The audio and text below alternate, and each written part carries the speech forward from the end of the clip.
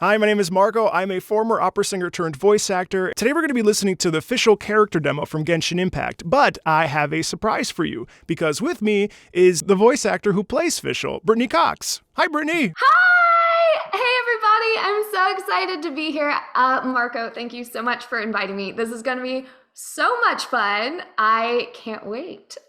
Yeah, I know. We're really looking forward to this. And have you heard this music before, Brittany, or are you kind of diving in? I am diving in blind because most people know I haven't played Genshin yet. And so I'm like, this is all new to me. So I'm very excited to hear it. Yeah, I haven't played it either, but people love it. Let's dive in, and we're going to listen to both sections. We got the Overture der Ewigen Nacht, which sounds a lot like the Queen of the Night, Ewige Nacht, from Die Zauberflöte by Mozart. And then we've got Sie an mein Sommernachtgarten. That's just me flexing my German. Oh my God, you said like my German is terrible because Fischl speaks a lot of German, and like that sounded pretty similar. I was like, I know that. Yeah, nailed it. So I'm really actually curious to see like how much of a comparison there is. Like the Queen of the Night in Magic Flute is this type of, she is sort of the evil villain of the character, and I'm pretty sure Fischl's not an evil villain, but there is definitely I'm just in the name alone, there's a lot of similarities, because does she control the night or like some sort of like dark elements? She controls a lot of dark stuff. And like, I mean, when you look at her outfit, she's wearing like all black and everything. And she has he's not a pet, more like a familiar raven who kind of translates for her because she speaks in very elevated speech. If you're a fan of Shakespeare, it would sound kind of similar. And so he kind of breaks it into more modern colloquialism. Oh, that's fun. Okay, that's cool. Well, sweet. Well, let's just dive in, and we'll take a listen to this together, and then we'll talk about it. Sounds fun. All right, let's do it.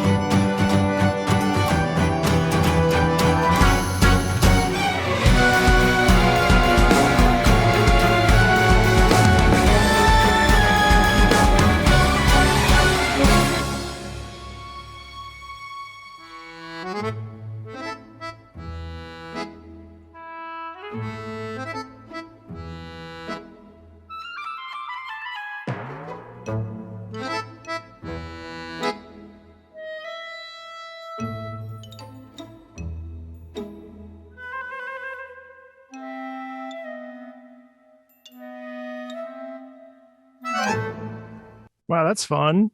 It's got such a like it's so playful, but also like very like this sort of determined energy to it. You know what I mean? Like she seems like a very capable person and a fighter who like definitely like it's interesting. You have this like broody organ music in there, and yet then we also have this playful accordion thing going on. So I'm sort of curious from your perspective, based on the characterization that what her character is all about. And I'm sort of curious like how it fits within the music and those two parallels. It's so interesting because like I love how you hit the nail on the head. Like she has this dark thing about her. I almost like to think she like lives in the shadows, even though she's a very like friendly character, but she's very snarky sometimes. But so a little backstory about her is she is from another world. She's one of the few characters from another world, and her kind of super backstory is she imagines herself as this prinzessin, and this is a made up. She is playing a character in from her favorite book series. Is kind of how that is. So she's put on this whole thing of like, I'm the prinzessin, and and her familiar Oz just kind of keeps her in check.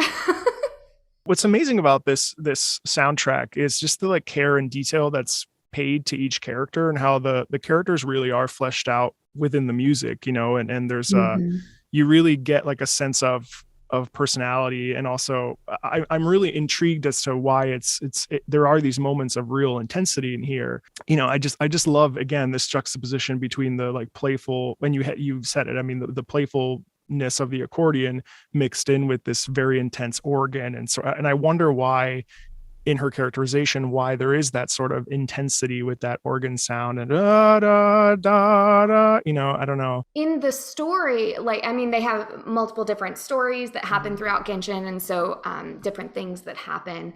But she is very, a lot of her stuff is about protecting the world and protecting people. Like she calls them her subjects. So she's there to, kick butt, take care of people, but also doesn't take nonsense from anybody. So I think that's where that dark comes in. And then the playfulness is the fact that she's not really a princess. In her brain, she's a princess. And she says these just ridiculous things. When you first meet her first line, and this kind of gives you an insight into her character, is when she introduces herself, she's like, I, Fischl, Prinzessin of Ertelang, descend upon this land by the call of fate, and oh, you are also a traveler from another world? Very well. I grant you permission to travel with me. So she's like, has this very elevated speech that's ridiculous, but to her, very serious.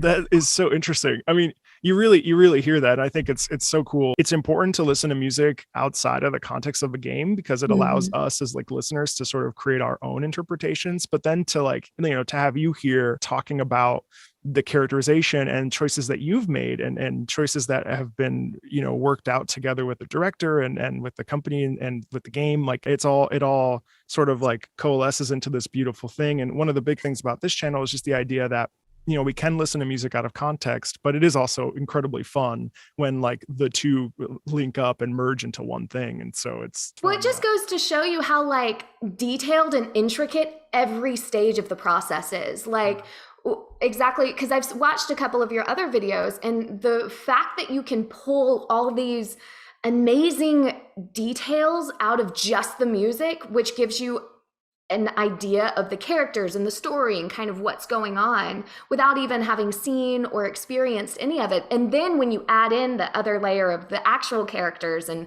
what you're seeing on screen, it just makes it even more amazing and compelling, I feel like. Because without music, it wouldn't be as fun or as interesting. No, for sure. Well, and it's also cool because if you think about it, I was hearkening back to see before, the Magic Flute, and it's amazing how we look at the evolution of classical music, but also music in general. And, you hear, there's also there's a guitar. I believe it's electric guitar in here. And we're using like, classical instruments, but we're also like shifting into this future focused direction. And I really do think that video game music should be taken super seriously because like this is the medium of choice for so many composers, and people are like, where are the modern composers? But like you see that they're right here. I mean, this you could absolutely listen to this in a symphony hall. It's cool to be able to share this with you, and I think it's fun to like hear it and then also like get the like what's it called, the primary source on what it is. So no, I mean, I think it's super fun. And I mean, as a big, rock fan, having that electric guitar, I'm like, oh my God, they did it for me. Oh, which of course they didn't. Of course they didn't. They wrote this way before I came on the project. But, I'm just like, it's amazing. Yeah. Well, they're all like that. I mean, gosh, every single one I've listened to so far has had this sort of like epic second phase, or like this epic. I've mostly been listening to villains, but like it's crazy how all and also traditional Eastern Chinese instruments like the erhu are really present in some of these, like in the Azdaha theme.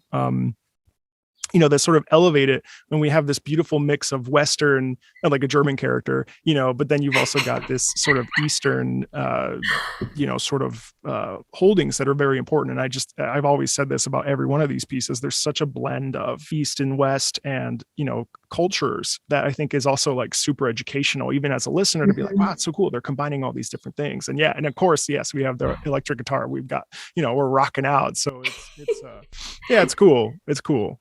Well, it gives little nuggets for like exactly what you said, us with more of a Western ear to catch on to like, oh, my ear, I know guitar stuff, like that stuff I can be drawn towards and understand from my very limited musical knowledge.